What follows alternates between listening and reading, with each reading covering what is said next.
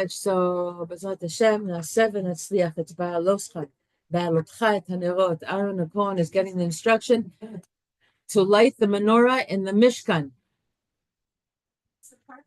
Behaalotcha.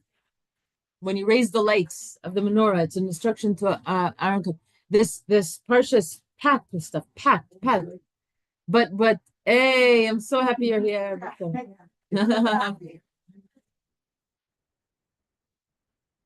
Okay, so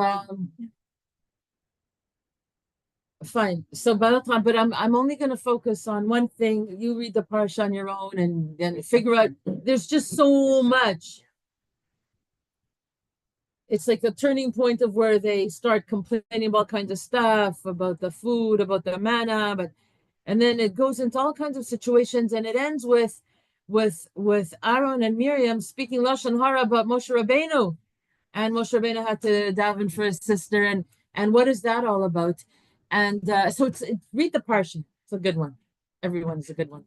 But when I checked, okay, what's going to grab me to share with you? So I checked a few places, and the Hashiloach grabbed me. He grabbed me because it's something that he says there that is so phenomenal. And last week, what happened in Parsha, I brought a reflection after the Parsha, if you remember, a whole series of questions. And so I have it again for today, and it's so good. I use AI for that. And I never thought AI would help me with Torah, but you have to know how to handle it, because you have to know when they're making mistakes or not. So it goes through my filter. I have to be transparent. I didn't invent these reflective questions or whatever. It's coming from AI, but it's going through my filter, so it's good. But I have Hakar Tov that the technology is there, and it's unbelievable. It's what? I'm recorded. Yeah, I believe it's part of the good. It's part of it. It is. So I'm going to give you the Hashiloach. I'm going to screen share.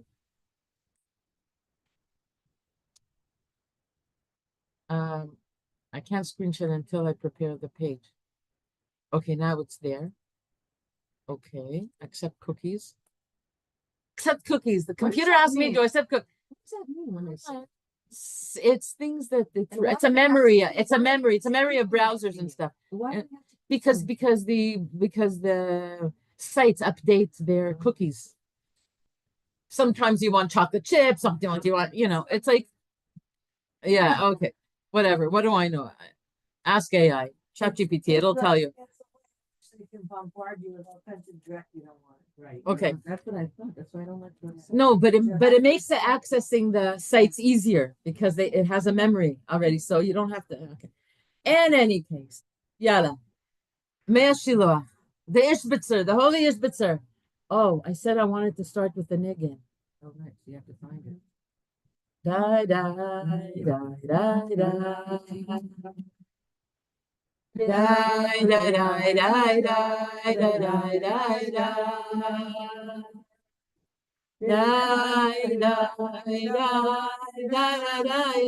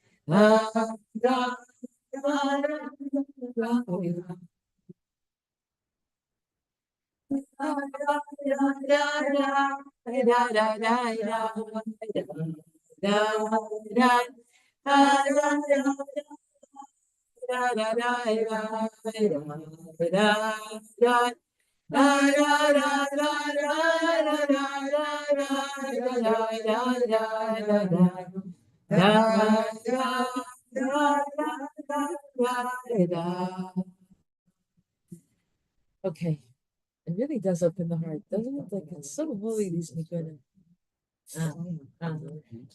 Okay. Here it is.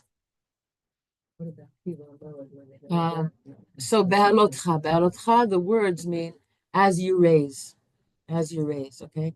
וידבר השם על משה לאמור, דבר אל אהרון ואמרת אליו, בהעלותך את הנרות אל מול פני המנורה יאירו שבעת הנרות. And God spoke to Moses saying, speak to Aaron and say to him, when you prepare the lights, it's interesting, the English is giving a translation. Behaalotcha means when you raise the lights. And the English is already giving an interpretation. It means you prepare the lights. But it means when you prepare for them to be raised. Okay? It's deep stuff, but we'll stick with what Hashiloach is saying. When you prepare the lights, 7 lights shall illuminate towards the front of the menorah. Okay? It's a seven, I was wondering, and Baruch Hashem, you're here. So happy you're here. Oy, oy, oy. Okay. Of course, we all have important things to do, but it's good that they're done, and now you're here for the next important thing you need to do. Okay. So there's a 7 candelabra, and there's 7 lights, and there's the way it's set up is there's a central candle and 3 on each side of the center candle. And the instruction here is prepare the lights. 7 lights shall illuminate towards the front of the menorah. The front means towards the center of the menorah. Now, before I tell you what the Hashiloach says, logically, think logically, put your logical brains on now. You have 7 lights, you have 1 in the middle and 3 on each side. And the 7 of them have to face the front, which means the middle. There's a question that comes from that the Hashiloach picks up. 7th is already in it. Like, what is it facing? So the middle one is already there. Like, what? That's the question. If you're talking about the 3 on either side of the middle one, that they're facing the middle, you can understand. But what does it mean that the 7th one should face the middle? It is the middle. How could it face itself as being the middle? That's the question. That's the question that Hashiloach asks. 7 lights shall illuminate towards the front of the menorah, means towards the middle. El mul pnei ha-menorah. It's interesting, this English, like why they chose to say prepare the lights, but but then they chose front. Okay, whatever. I don't know what translation they're using. What did you want to say, dear? It's the inside of the inside. You're such an ishbitzer at heart. You're such an ishbitzer. Designer. She's an interior designer. Yeah, say it again what you said. Welcome, Yedida Miriam. Welcome. So nice. Okay. What did Judy say? There is the inside of the inside. Okay, so let's unpack it like this. Why does the verse say 7 lights and not 6 lights? Because if they're all supposed to face the center, we're talking about 6 facing the center, because the 7th one is the center one. All the 6, the 3 on each side are on the sides, and they're all facing towards the middle one.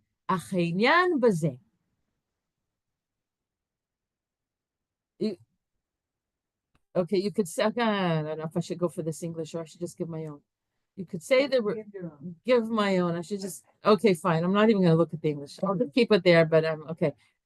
So because all the candles were on the outside, the 6, facing towards the middle.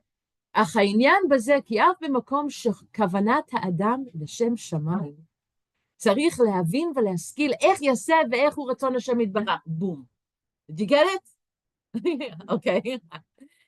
Okay. And the matter is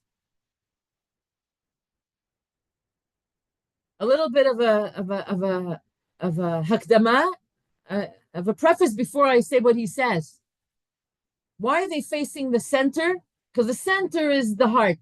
The center is the Shabbos. The center is the neshama. Okay?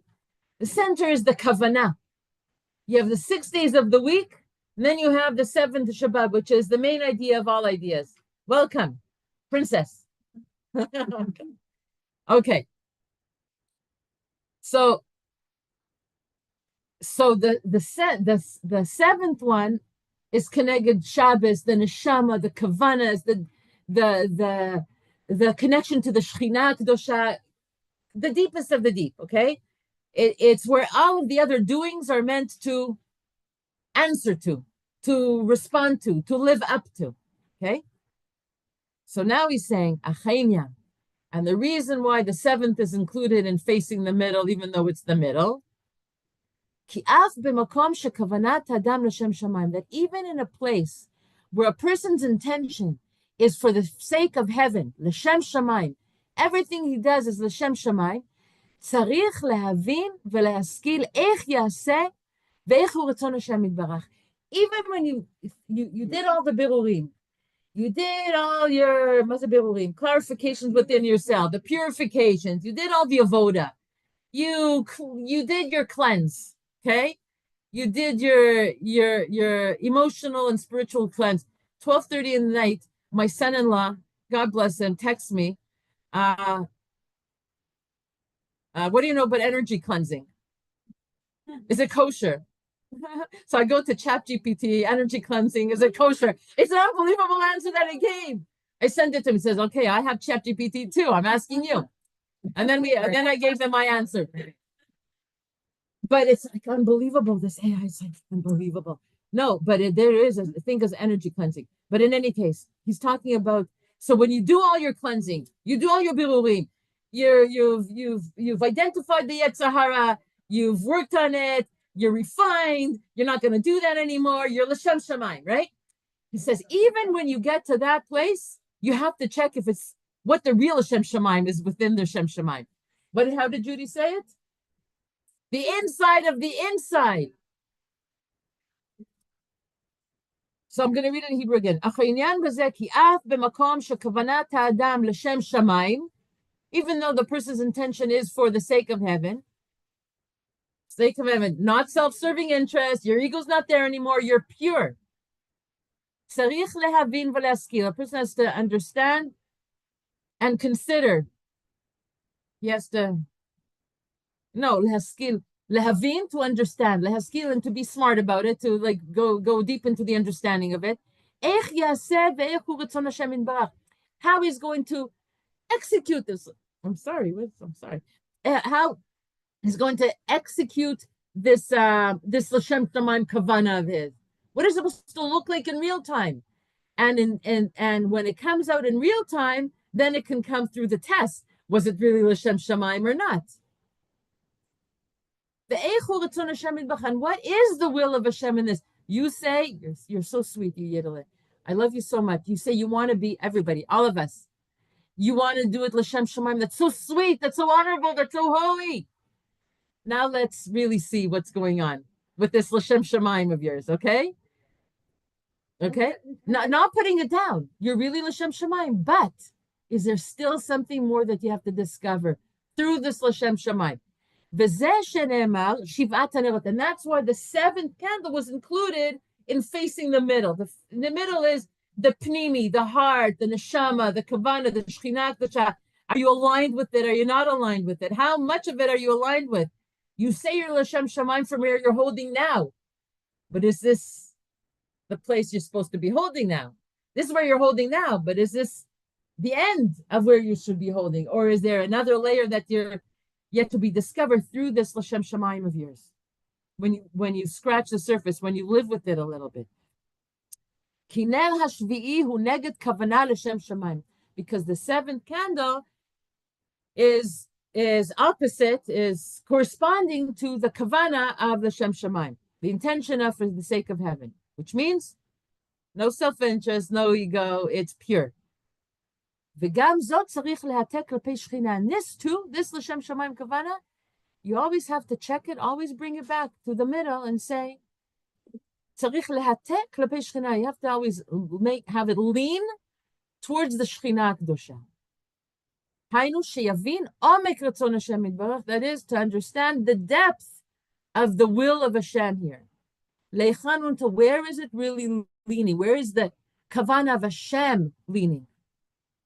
and we'll scratch a surface of it.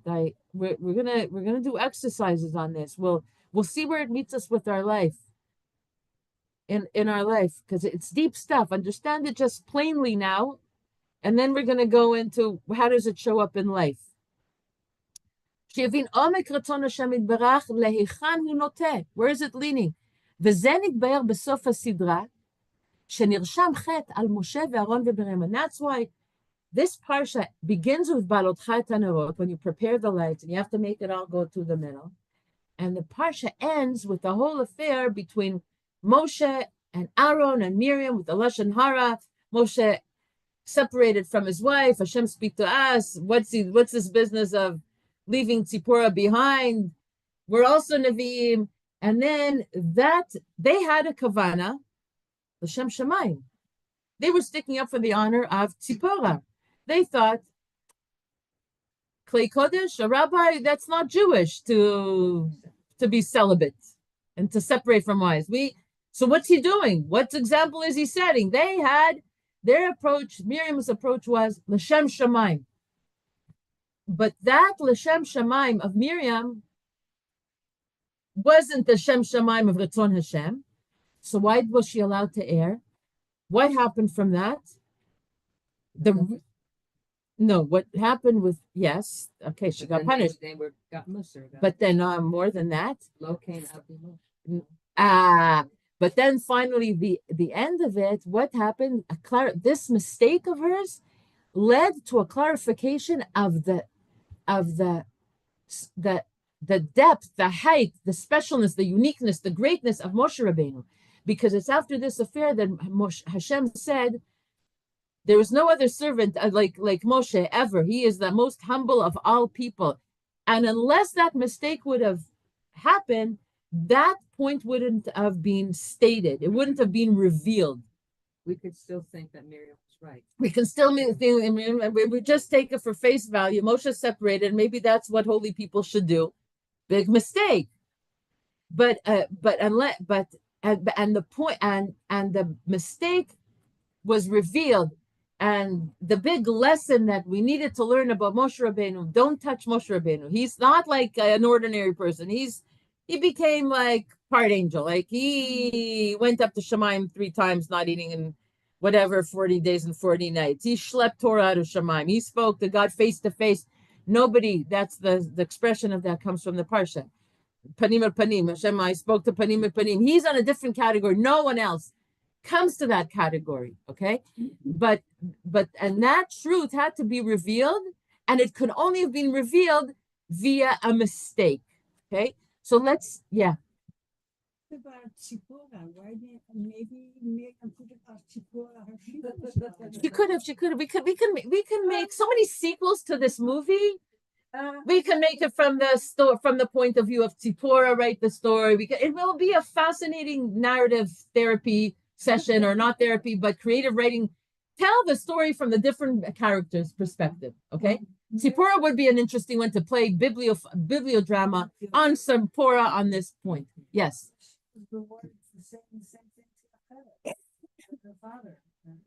Yeah, she's consistent. She's very consistent. I love that point. You are brilliant. Anyone watching this recording, Edie said that actually she did the same thing. Miriam did the same thing when Amram, her father, separated from Yocheved, her mother, and saying, "What are you doing separating from your wife? You're worse than Paro. You're decreeing against the girls, not just the boys." There she was right. And there she was right, and she got it. And she saved the Jewish people, and she helped birth Moshe Rabbeinu through this act. And so now I love that perspective. Oh, you're a beautiful mind. She's consistent. Okay. This time she got punished. But this time she got punished because she was wrong. But she was wrong from a place of L'Shem Shamayim.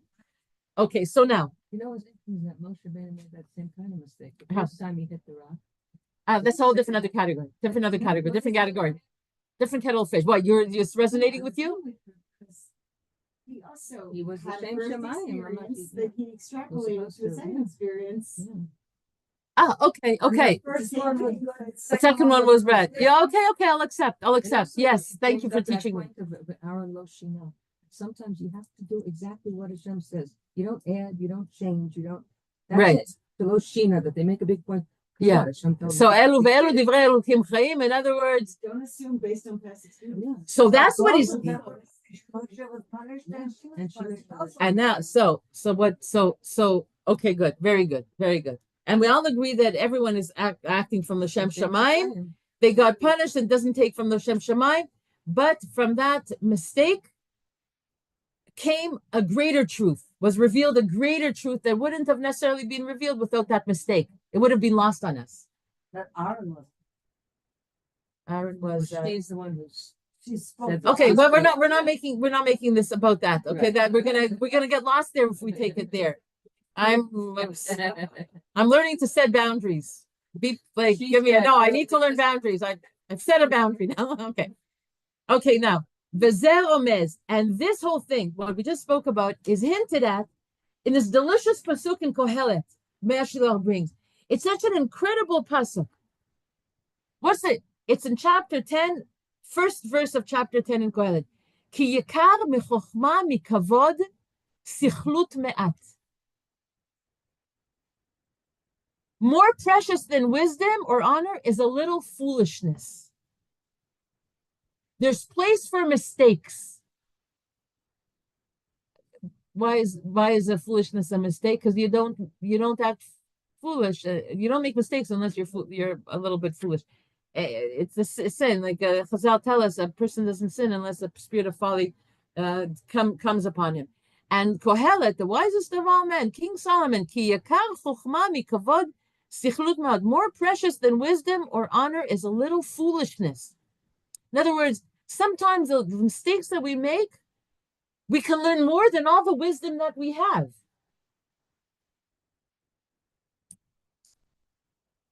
היינו שהוסכם בדעתם שירשם חטא עליהם בכדי שישלם רצון השם יתברך.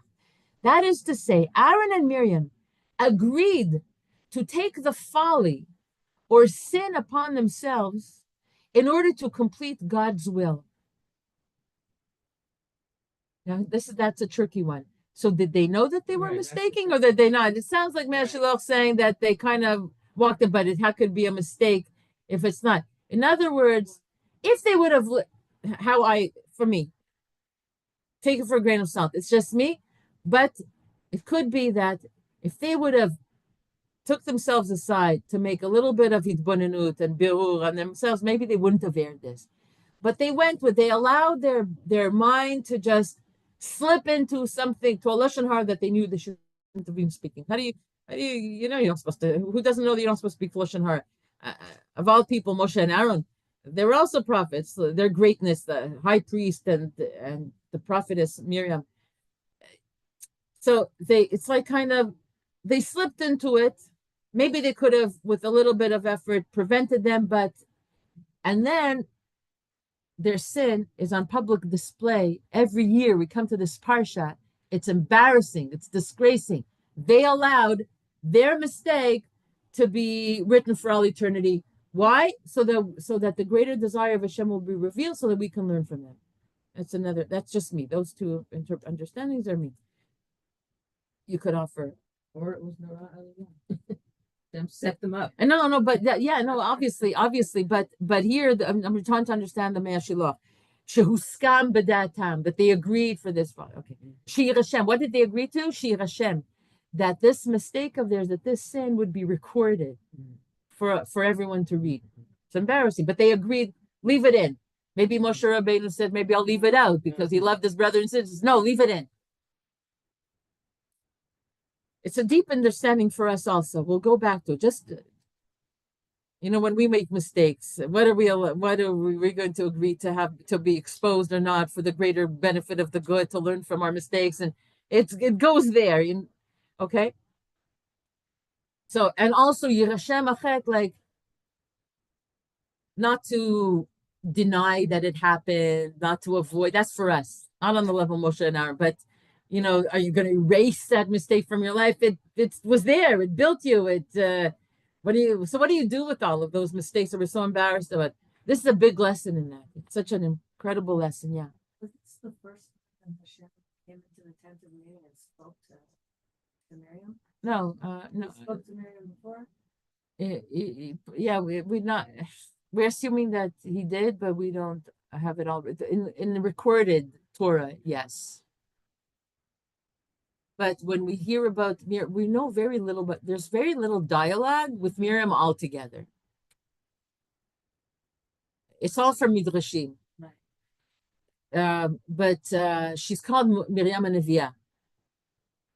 There had to be something. No. She's a heavyweight. She's a Hashem is not talking to her. no. She's a heavyweight. She's a heavyweight. She's a heavyweight. She's a heavyweight. Okay, that's also another sugya about how to handle Miriam, and it would be actually I did 1 year I taught women in Tanakh, and I did a whole thing on Miriam, but I can't go there because we're not going to do this. So, okay, so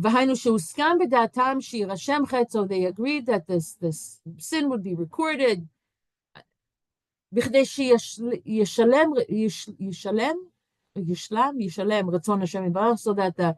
that the will of Hashem should be fulfilled, should be come out, should be seen. Because in this Parsha, we see the high level of madrig of Moshe Rabbeinu, alav shalom. As it was revealed in the pasuk, pe el pe, God spoke to him mouth to mouth. V'uskam dat Miriam, ve'aron sheyirashem aleihem chet, and so Miriam and Aaron, uskam dat, they agreed. In other words, they accepted that they erred. They didn't say but they accepted. They took it. They didn't go into anything other than acceptance and admission. In their mind, they accepted this. Sheyirsham aleihem chet, so that this sin will be recorded in their name. In other words, that they did this. So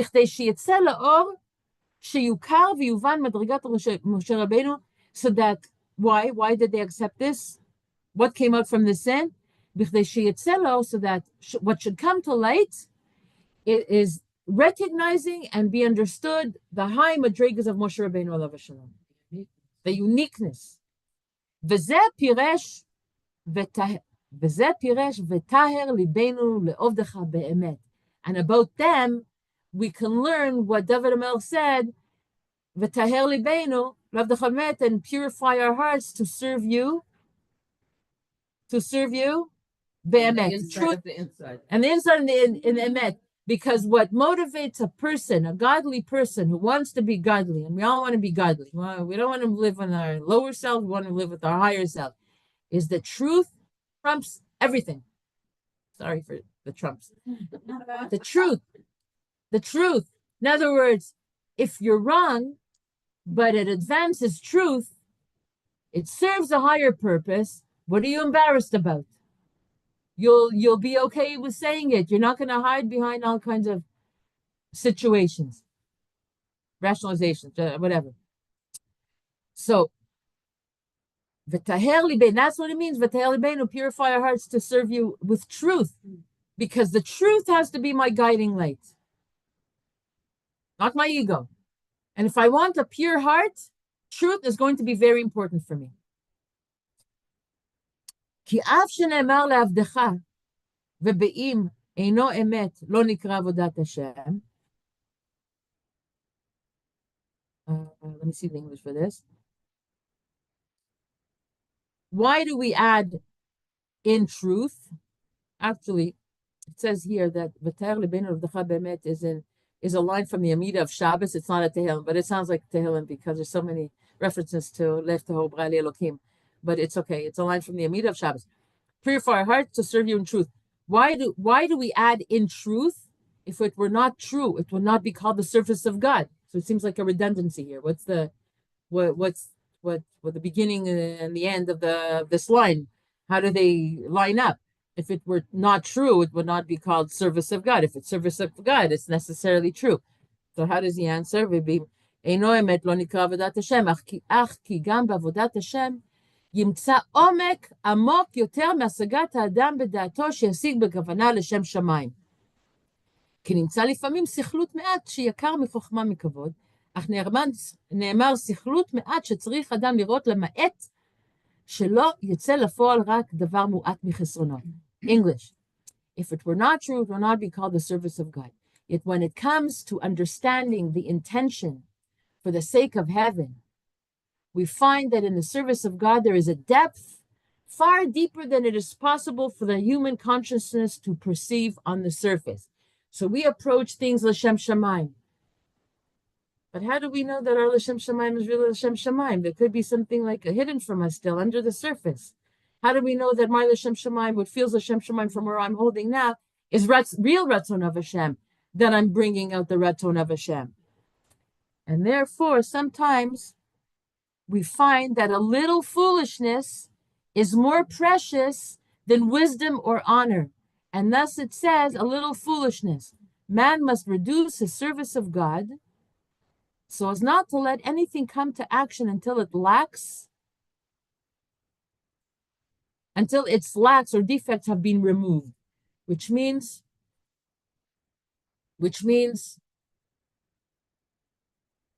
don't think you've reached the end of the line just because you got to your Shem Shamayim. Maintain your humility. Be open to the possibility that even your L'Shem Shamayim, there's a mistake hidden there, a flaw, a personal flaw in there.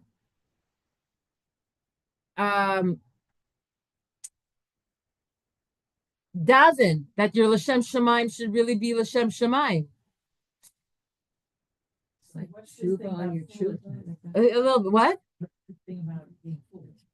Okay, here it is. Tshuva Now on it is. Now your- this. Great.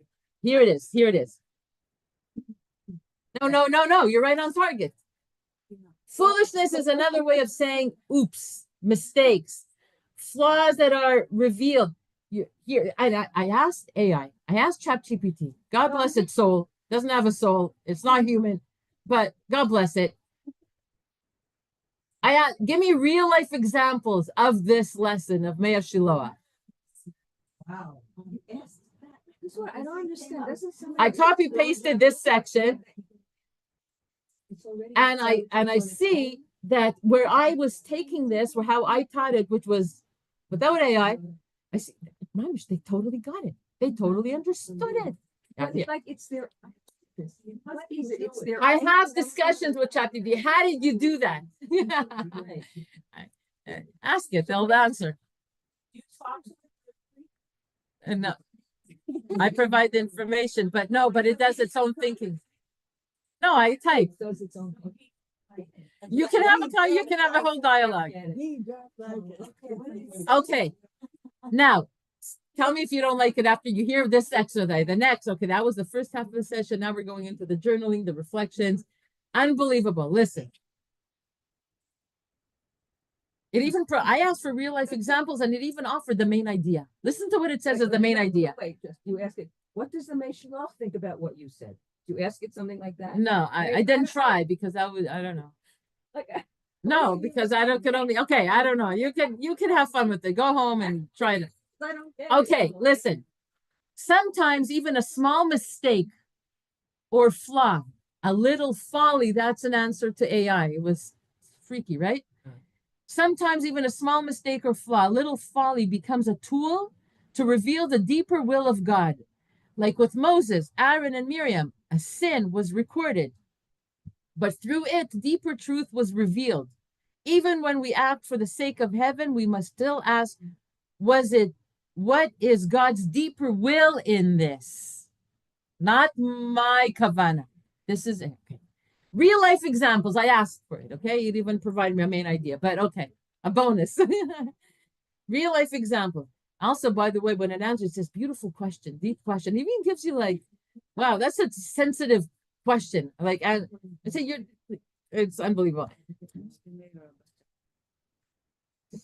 Okay. There, by the way, it's all run by Jews, like the ChatGPT, all Jews. There's six brains behind ChatGPT, owners of the company of this, because I do the free site, but then they make money. Like you have advanced versions and stuff like that, and the whole world is using it. In all languages. And Jews invented it. And Jews invented 6 Jews. Sam Altman is the head of the company. Sam Altman. I have a very good friend who uses a lot of AI in her business. She Yeah. uses it every day. She's gotten to know it very well. There is one of them. There are several different Types. Venues. venues. There is one that obviously biased. You ask it political things about Israel or something, you can tell. But this No. So I asked, so ChatGPT seems to be clean because some questions they refuse to answer. I said, why are you refusing to answer? Because it might offend. I asked them to put a shtreimel on my face because somebody called me a Rebbe. I figured I'll send them a funny picture of me with a shtreimel. And they said, we can't do that. Why can't do that? We're not programmed to, they have ethics. The owners of ChatGPT. I said, are there sites that don't do that? He says, yes, there are sites that don't do that. Yeah. There's a human that's doing this. Humans programmed it, and then the machine it's whatever. Okay. Let's go back. Guys, let's focus. Do your own research on this. Let's go. Real life examples. A painful comment opens a hidden wound. Listen, you say something you didn't mean to hurt, and it sparks a conflict.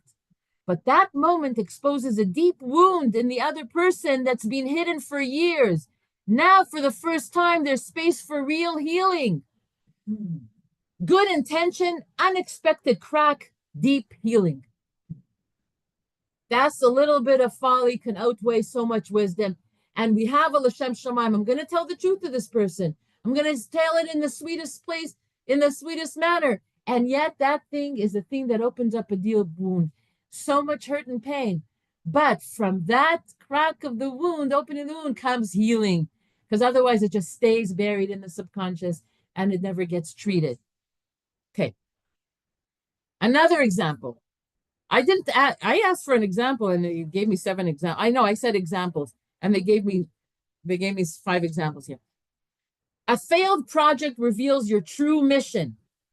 A failed project reveals your true mission. You put your heart into a meaningful project, but it flops. Then from that failure, someone sees your effort and invites you into a new role of opportunity. Or you discover yourself, this isn't, whatever, to change kivun. Suddenly you realize this is what your soul was truly seeking. The failure became a gateway to divine alignment. That's the words of AI. Wow. Of what your soul is meant.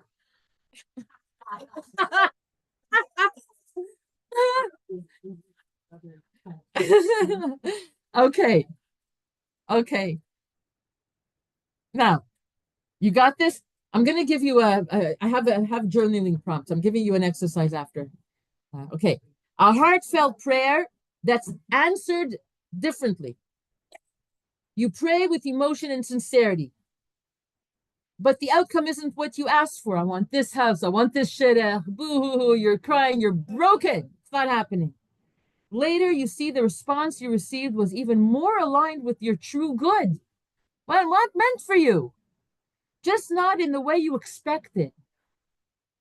Even pure intentions must align with the higher will. The higher will is for you to marry. Yeah, everything. Yeah. All of it? No, that last one. Even pure intentions must align with the higher will. In other words, the higher will is for me to marry. Let's call him Reuben and Shimon, not X. I mean, Reuben is already taken. Okay. Even pure intentions must align with the higher will. 4. A questionable teaching triggers spiritual search. A teacher says something that feels off. It bugs you. So you start researching. That irritation becomes a spark of your own spiritual growth and clarity. A mistake that opened the door to wisdom. The final example, a relationship ends, revealing deep self-worth. A relationship ends, it's devastating. It calls into question all kinds of self-worth questions. But a relationship ends, revealing deep self-worth. You thought you found the one. You gave it everything. It ends painfully. But the breakup leads you into a journey of healing, self-love, and rediscovering your soul's true longing. What looked like error or sin became a portal for inner transformation. That's a little bit of folly. We need more precious than wisdom is this little foolishness that we have, because that's why I say that I love my Yetzer Hara, because it leads me to those dark places that need healing. No, I have mine. You have yours. What's yours is yours. What's mine is mine. Okay. Now, it offers a final thought. The Hebrew, it says, גם כוונת טהורה לשם שמיים צריכה להתכוון ולהיטהר. לא רק לשאול, רוצה לשם שמיים, אלא מה השם באמת רוצה דרכי. English. Even pure intentions for the sake of heaven must be refined. It's not just, what do I want for God's sake, but what does God truly want through me? Okay. Here's reflections. Now's the journaling time. Yeah, okay, here, take and pass it around. Oh, I love this class, and I love you guys, and I love everything. I'm starting to, yeah. I appreciate that you're exposing us to this, because you're kind of breaking barriers. I would never have the courage. Yeah. We need two more. So two people have to share. Some extras.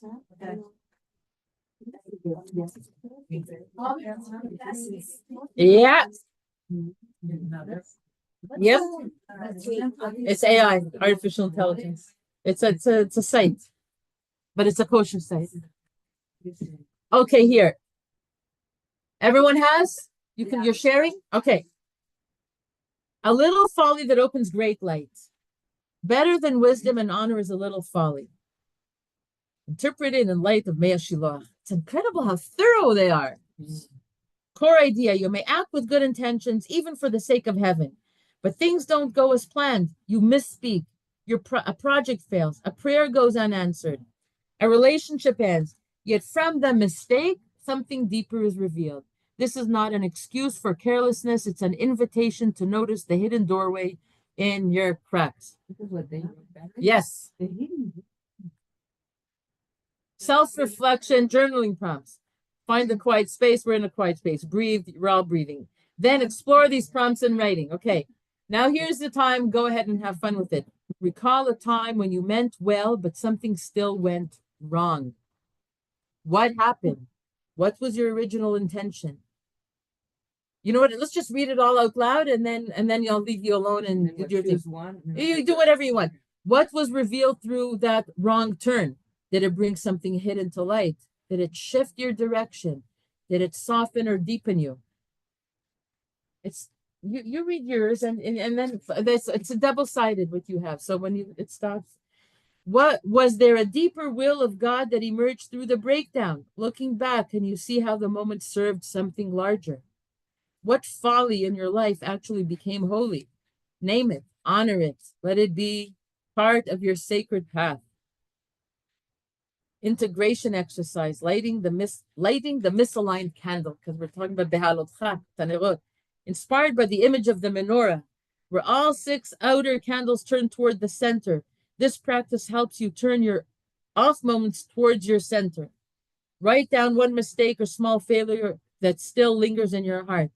Under it, write the phrase, "This too can face the divine light." Wow. Ask, what can this teach me? What new truth or direction is emerging from this? Imagine that mistake turning gently toward your soul's center, like a candle realigning toward the inner flame. Anchor phrase, even in my missteps, the light is guiding me. You can turn to this phrase in moments of self-doubt. It doesn't deny responsibility. It adds softness and trust to your inner process. Have fun. Go with the light. And you're gonna, Write whatever you want to write. These are journaling prompts.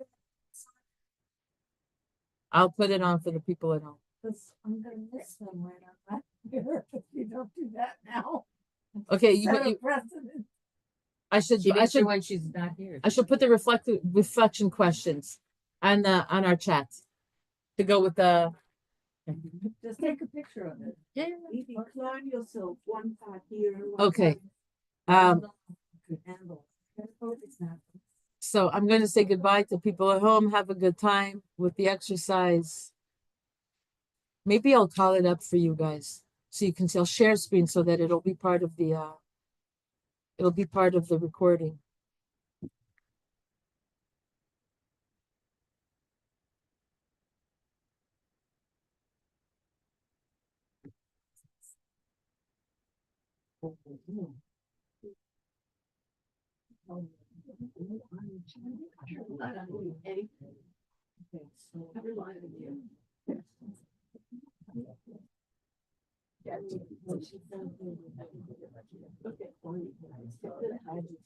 For people at home, these are the reflection questions.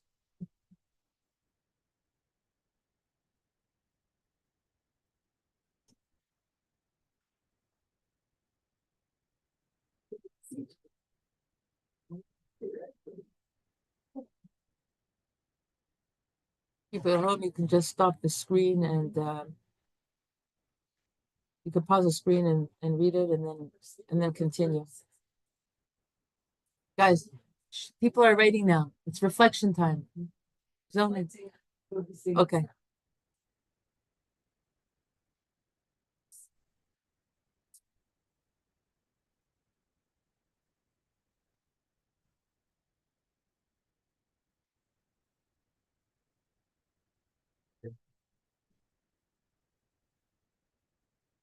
Ladies, people are trying to concentrate on.